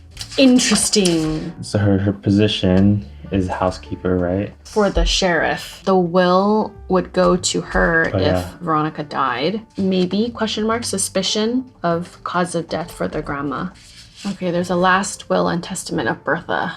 I, Bertha Phyllis Grable, being of both sound mind and body, do hereby bequeath almost all my worldly goods and possessions, including my property at 101 Spyglass Lane, the contents of my house, my 1938 Chevrolet sedan, and my bank accounts at the Robbin County Bank and Trust to my beloved granddaughter, Veronica Falcone. I couldn't be prouder of her. There might not even be an America today if not for Veronica and her selfless deeds of bravery, while others in our family just sit back and did nothing. In the event of her untimely demise, I leave my estate to my other granddaughter, Mildred Morehouse, and she's my only other living relative. To my granddaughter, Mildred Morehouse, I leave my beloved cat, Marmalade. She's to take him into her home and love him as if he was her own. I also leave Mildred all of Marmalade's personal belongings, including his grooming brushes, his toys, and his bowls. I leave her all my makeup, since Veronica simply doesn't need it. She's a natural beauty, but Mildred sure does.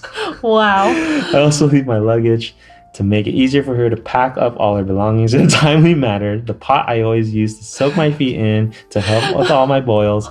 The bedding for her room, because I doubt Veronica's going to want to sleep in that.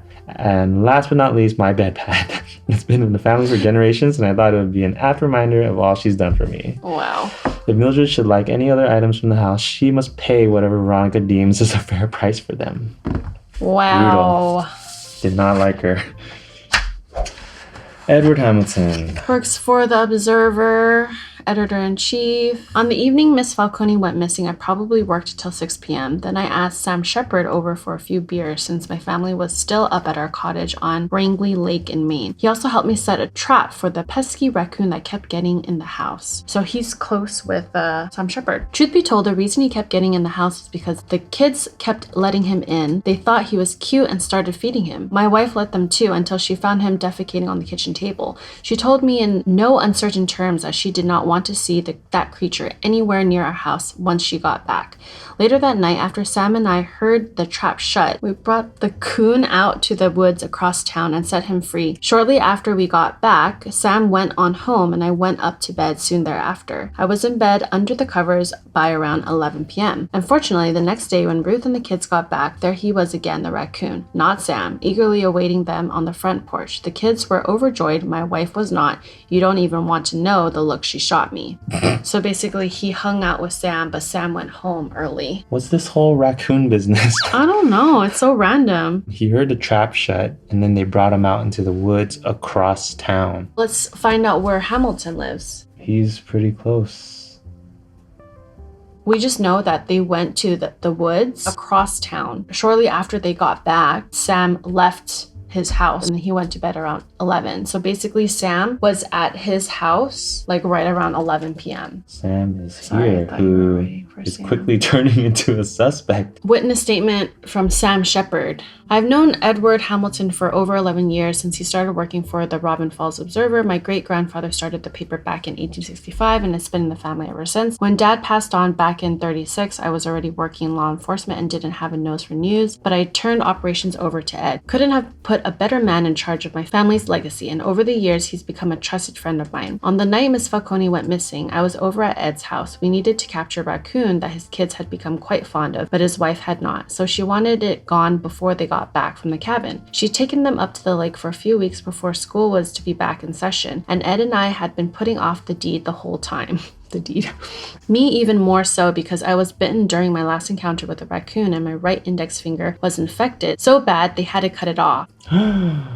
So it's not him. Anyway, that night was D-Day for us. We set the trap, sat out on the front porch, drank beer, and waited. My wife had sent over an apple pie for us. Neither one of us could stand her apple pie. Oh, that's a lie. He made a statement. It says, Sheriff Sam Shepard's wife says she got a recipe no one can beat. The wife said it. Oh, I see. But we never had the heart to tell her, so we put the whole darned thing in the trap. And within an hour after doing so, we had ourselves a raccoon. At least our raccoon liked her pie. He had most of it gone by the time we'd gotten him released into the woods out behind the baseball field on the other side of town. He probably spent the night with indigestion. After that, I dropped Ed back at his place around 11, give or take, and headed home. And by the way, anyone here who wants to keep their badge won't mention the pie incident to my wife. So they traveled to the baseball field. It's like all the way up here. Oh yeah, that's far. So that's a pretty good alibi, unless Sam is lying. No, because it corroborates. Oh, but they're like best friends. I don't know. Plus, he's left-handed too. Okay, suspect interview. Good afternoon, Ed. Can you please say your full name into the microphone? Good afternoon, Walter. My full name is Edward Albert Hamilton. Not really sure why you called me down, but can we make it quick? Got my 10th wedding anniversary with Ruth tomorrow, and I thought I'd splurge and get her something real special. I've been putting it off all week, and Jordan's jewelry closes soon. 10 years tomorrow, huh? Well, I'll be. That's great, Ed. Ruth's one lucky lady. Because she married me, no doubt. Hardly. It's because you spoil her rotten. You just got that cabin on the lake, and now you're buying her jewelry. Ellen's going to start making life miserable for me if I don't start spoiling her too. Sorry, Walter. Can we please speed this up, though? I really want to pick the ring up tonight so I can surprise her with it at breakfast tomorrow. I'll do what I can to keep it brief. Thanks, I appreciate it. So here's the trouble, Ed. As you know, Veronica Falcone's motorcycle turned up, and it's looking like somebody killed her. It's no secret around town that the two of you had a bit of a disagreement, so I've got to do my part here and get the full story from you so I can complete my investigation. I'll make it quick. Can you tell me how you met Miss Falcone? Well, I just come back from my lunch break at Brewski's and saw a motorbike parked outside the Observer. I walked into my office where my new writer, Norman Chase, was sitting behind my desk interviewing a woman I didn't recognize. Hadn't asked permission to interview anyone or even use my office. Anyway, I asked what he was doing, and that's when he sprang up and introduced me to Miss Veronica Falcone, the celebrated queen of espionage, as he put it. I never met her. What was your first impression? I hear it wasn't too favorable. No, it wasn't. For one thing, she dressed more like a man than a woman. Seemed full of herself, too. I think Chase was also full of her because he couldn't stop saying how she'd be perfect for the investigative reporter job and that she'd be a shoo-in for the position. As I arrived, he was about to give her a tour of our printing presses in the basement as if she was already on the payroll. The nerve. Well, Ed, he sort of had a point. Being a former spy and all would make for a great investigative reporter. The whole country loved her, writing in the Old Glory Gazette. Honestly, you must have been crazy not to hire her. Walter, just because she was a spy doesn't mean she'd have what it takes to be a journalist. Plus, she was a woman. I don't hire women. Forgive me, Ed, but last time I checked, your secretary Rita was a woman, and as well as, what's her name who writes the advice column? That's Eloise, and she's hardly a journalist. Besides, I decide who works for me and who doesn't. Not some wet behind the ears writer who doesn't know the difference between a typewriter and a pair of toenail clippers. So how did you handle it? I introduced myself, told her I was quite sorry that she'd be misinformed and there were no positions available. And that's when she narrowed her eyes, smiled smugly at me, and asked if I was afraid her investigative skills would show me up. The nerve. I hear that wasn't the end of it. No, it wasn't the end of it. That one became a huge stabbing thorn in my side. Can you please elaborate? The next week, I got an application in the mail from a gentleman going by the name Jed Burge. He had excellent credentials from New York City, where he used to work as an investigative reporter. Said he wanted to escape the life of the big city. I was ready to hire him, so I set up an interview, which is only going to be a formality. And did you hire him? You know darn well what happened, Walter. There was no Jedburgh. It was that insufferable woman. She showed up for the interview with that smug smile on her face, made me the laughingstock of the town. She stole my dignity that day, not to mention the respect of my staff. And on top of that, she lied to get the interview. Well, not sure she lied since Jed Burge was her pen name as a reporter in the city. I don't see why you wouldn't hire someone with those credentials, Ed, women or not. Get this straight, Walter. I'm the editor, and it's up to me and me alone whom I hire and whom I don't hire. And why exactly am I here anyway? So you can have another laugh too about the whole thing? I don't have time for this. I'm not the only guy in town who hated her. Well, there is one tiny little thing, Ed. A witness says you threatened her. What incarnation are you talking about? An anonymous source of mine says you pushed over a chair, threw your mug at the wall, got in her face, and yelled some kind of threat. Not exactly friendly, Ed. Who said that? Darn it, Walter. It was that Claude Norman Chase. Can't reveal an anonymous source, Ed. You know how that works. She fancied herself a tough cookie, so I spoke tough to her. Now, come on, Ed. That's no way to talk to a lady, and you know it. Anyways, there's one more thing before I let you go. Can you tell me your whereabouts the night of August 26th between 10 and midnight, the night Miss Falcone disappeared? Let me think. I believe I worked till about 6 that night. Then invited Sam Shepard over for a few beers since Ruth and the kids were still up at the lake. We trapped the raccoon that had been sneaking into the house and drove up north of town to release it out behind the baseball field. After we got back, Sam left about 11 or so, and I went to bed shortly thereafter. He can confirm it. Sam, not the raccoon. Will there be anything else, or can I go now? That's it for now. Wish Ruth a happy anniversary from Ellen and me. Will do. Say hi to Ellen for me. Okay, let's go over this. This is from Norman Chase. Dear Captain Dixon, I'm hesitant to write this letter, but in light of Veronica Falcone's case turning into a murder investigation, I feel it's my duty. I would greatly appreciate if this correspondence could remain completely off the record. You see, it's about my boss, Edward Hamilton, and if word got back to him, I'm sure I'd get the axe. Edward had it out for Miss Falcone right from the start. At first, I thought he was just jealous since the Observer isn't exactly a global news source and Miss Falcone is a highly accomplished journalist. If you ask me, she deserved a Pulitzer for exposing that counterfeiting ring in New York City last year, and she'd probably have one if she were a man. But Edward's issues seemed to go beyond jealousy. There was something seriously wrong with how agitated she made him, but there was far more to it than her just being a woman, and this started back before she even tried to trick him. I can understand why he'd be so upset about being duped by her like that in front of the staff, but he really lost it. Once he realized she was Jed Berg, he flew into a maniacal rage. He upended his chair and threw his coffee mug across the room, then got right in her face and yelled that she needed to go back where she came from, or she'd wish she never came back from the war alive. She wasn't fazed at all though. She just smirked at him, then turned and left, which irked him all the more. He seethed about it for weeks, and after the motorcycle was found, he actually said he thought it was better this way. Again, please don't let this get back to Edward. I know he's close with the sheriff, and well, I really don't want to lose my job. I've got 5 kids at home and another on the way. Sincerely, Norman Chase. So I guess one of her greatest accomplishments as a journalist was that she exposed the counterfeiting ring in New York City. So that's why she had the bills. Okay, we went through all the witnesses. Or no, sorry, suspects. All right, so let's review what was she investigating. So we think it has something to do with the counterfeit money. According to Chase's letter, she took down a ring in New York. We also saw the serial number here matches the one found in the motorcycle. So the one found in the body matches the motorcycle, which means they're probably counterfeit. We also see she was looking for marriage records. Also in the night of disappearance, she's going to take pictures. What was she trying to take a picture of if we think that what she was trying to investigate was counterfeit? When you know the killer's motive for murdering, and then it says back off. So back off meaning the motive is what she was investigating, which we think is this counterfeit money. ring. Okay. Yeah. So do we have enough? Let's go to the site. Who killed Veronica and why? Do you know what Veronica was investigating that cost her life? Pick 2 items that prove she was investigating and solve the case. Just want to try these. I think you need these 2 for sure though. But the Okay. photo, okay, Items yeah. found in motorcycle. Evidence report. Yeah. Okay. Check answer. You're so close. Okay. Confirm which suspect killed Veronica and close the case. Wait, do we get any info? What about the third one? Do not open until after completing objective 3. Okay. Did we complete it? No. We still have to figure out who killed her. So we know that it's because of the counterfeit ring. Who would be involved with the money? We think people connected to the bank, right? Well, Evelyn Churchill has a connection because of her dad. Smithers, he works at the bank. Okay, what about... She actually has no money. She's poor. She wouldn't write the letter because her issue was about the house, estate? not about what she was investigating. And she's left-handed. Maybe we should go off of... Right or left? Yeah. If it's right hand, then we only have 2 options. It's either Smithers or Evelyn Churchill. Where does it say again about her dad? Right here. So it just says bank president, but that's it. Former bank president in New York.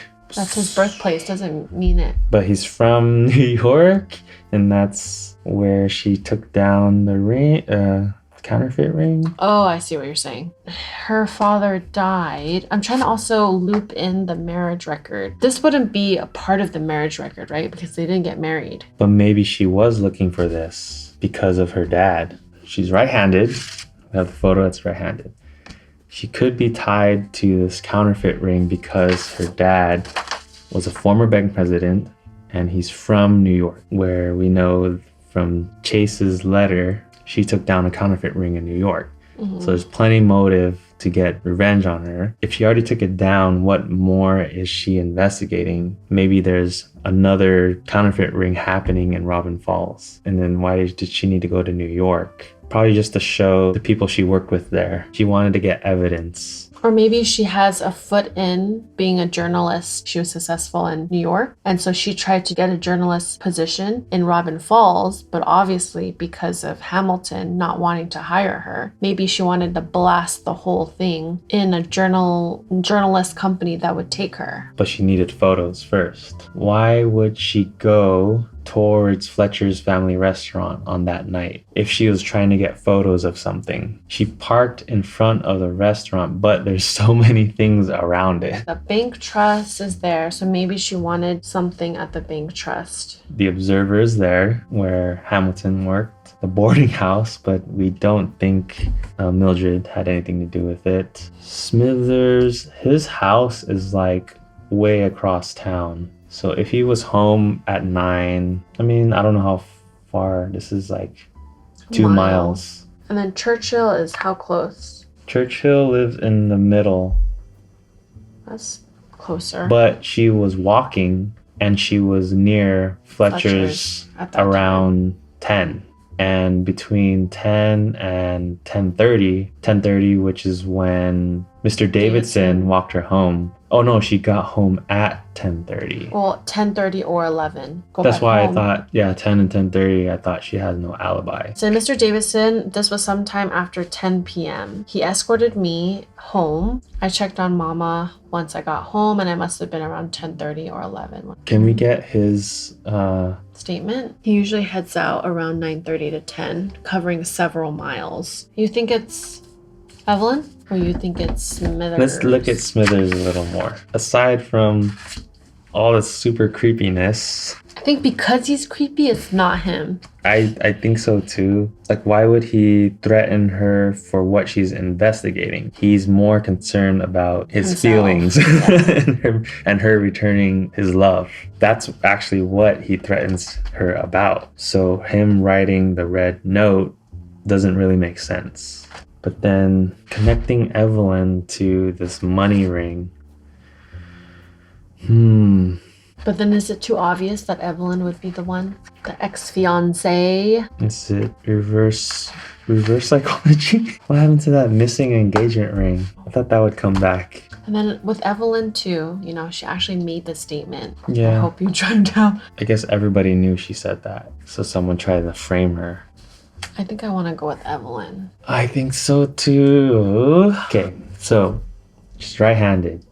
We can connect her to New York, banks, and money. Plenty of motive, but to write that letter saying back off.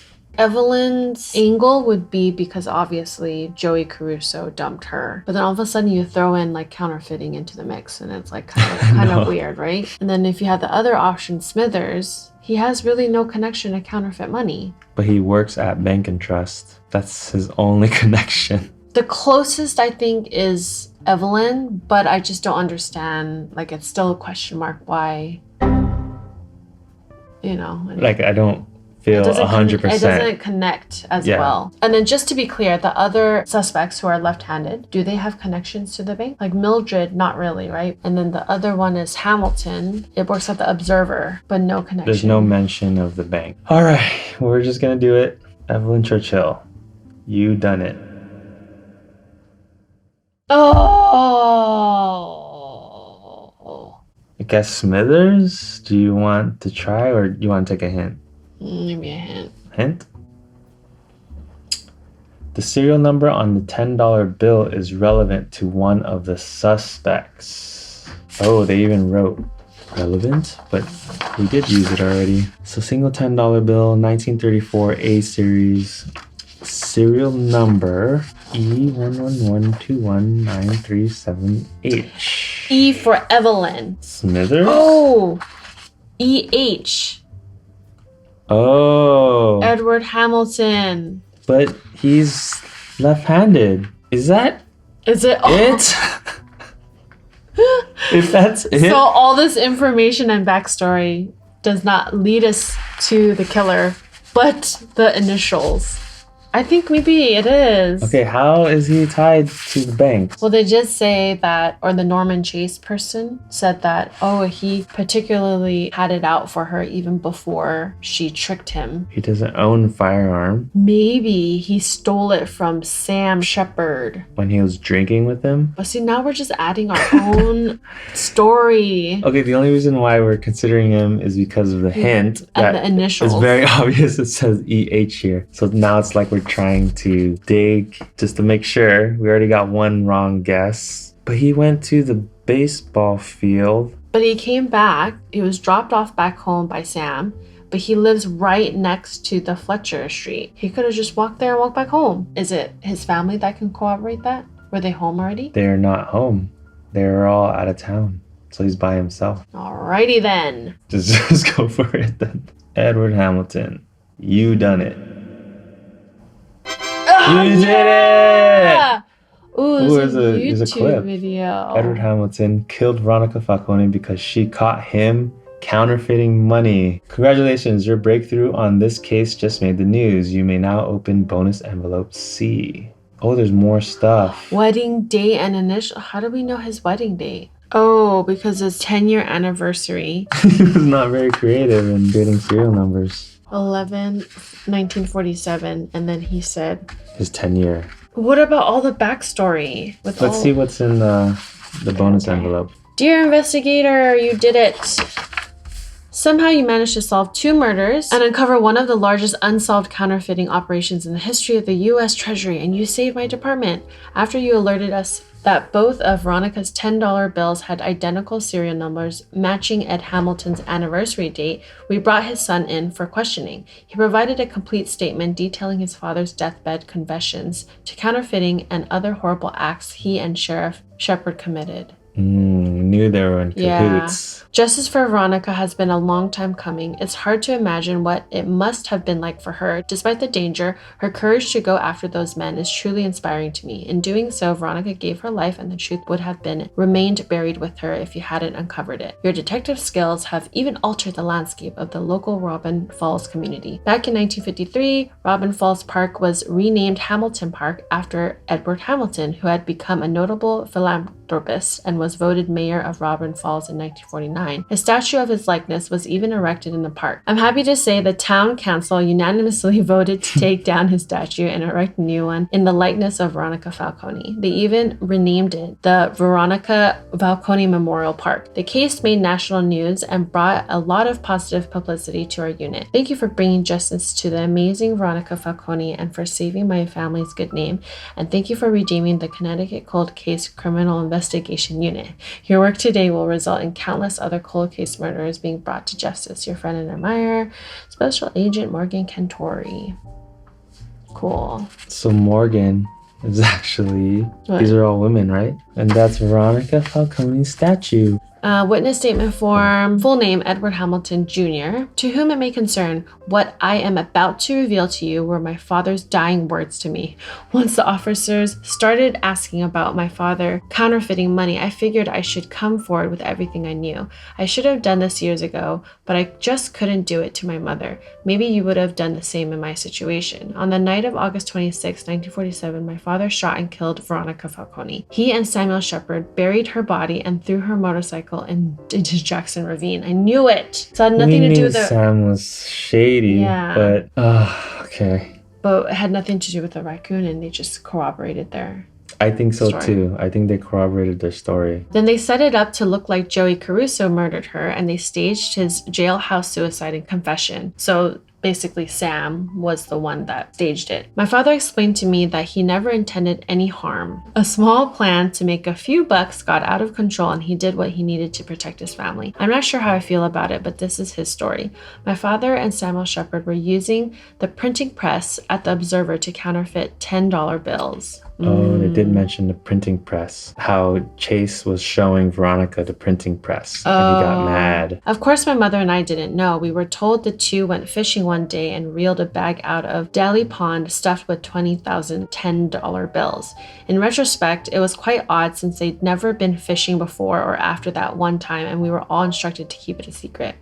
In any event, they knew Veronica Falcone was onto their counterfeiting, so they left a threatening note in our mailbox. It didn't seem to have any effect, so they decided to halt operations after one more night of printing until they could figure a way to drive her out of town, but they were a day late and $1 short. It was around 10:30 on the night she went missing. My father and Sam had been printing bills on the press when my father remembered he needed to set a trap at our house for a raccoon. He promised my mother he would catch before we came home from Maine the next day. When my father returned from our house, he spotted Veronica Falcone's motorcycle in front of Fletcher's family restaurant. Knowing she must have been snooping around, he parked his car down the street and crept down the road toward the paper. From a distance, he could make out her figure crouched down in front of the basement window where the printing presses were. He knew she was on to them.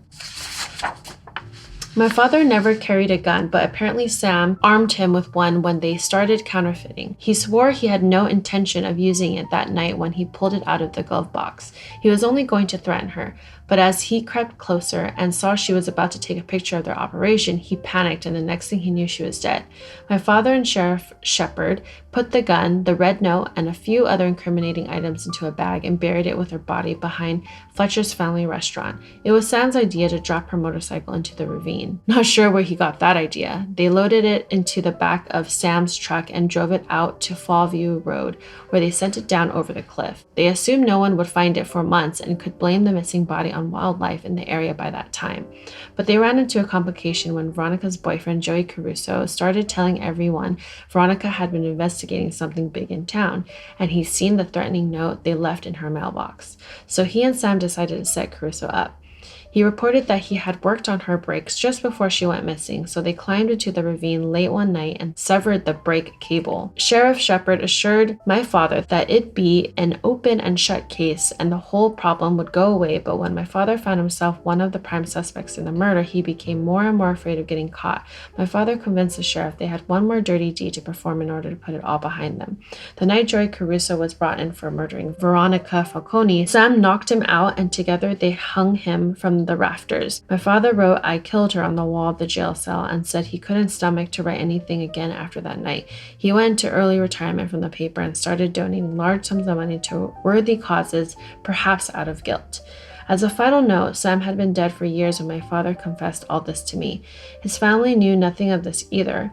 I've been heavily burdened carrying this all around with me for so long, but now at least it's all out in the open. May God grant Sam's children the strength to get through this. They adored him. Wow. All these years. There's two things that I was thinking about. One is the right hand, because the gun would be in the left hand. So you're like holding it and then you're like that. Okay, but they didn't even explain that. And the second thing was Edward wrote "I killed her" because he was also forging documents. Hamilton's statement. No, it was different writing. So he was good at forging too, I guess. Or the R. Was it Hamilton or was it Sam Shepard? My father wrote "I killed her" on the wall of the jail cell. So I was just wondering, but the R's look different. But yeah, this handwriting looks very different. Okay, let's watch. We begin tonight with an amazing story involving two unsolved murders. Investigators have just discovered that Veronica Falcone, a famous World War II spy, was murdered on August 26, 1947 in Robin Falls, Connecticut. Miss Falcone had uncovered a plot by Hamilton and the town sheriff, Samuel Shepard, to counterfeit $10 bills using the newspaper printing presses. Hamilton and Shepard buried Falcone nearby and dumped her motorcycle into the Jackson Ravine. When special agents from the Connecticut Cold Case Investigation Unit teamed up with a savvy independent investigator to uncover the truth. We'll have a statement from the governor later in the broadcast. Nice work, detective. Okay, well, there you go. We solved it. With one hint. One hint.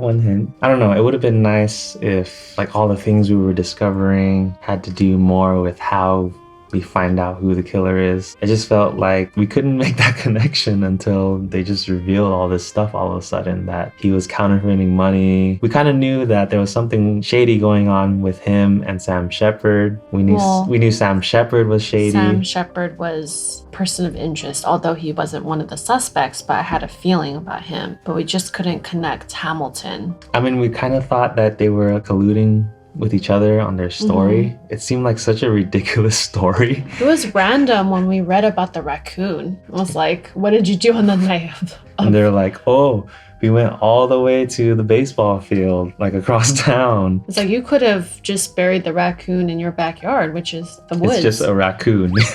I guess that should have been a tell. But then again, that's more of a hunch rather than connecting the dots. All right, well, there you go. If you guys caught any other connections that we missed, don't forget to leave comments down below. If you enjoyed this, don't forget to give us a like and subscribe to our channel. We have plenty of other cases, so maybe you'll see us do another one. And of course, we hope to see you again in the gamery.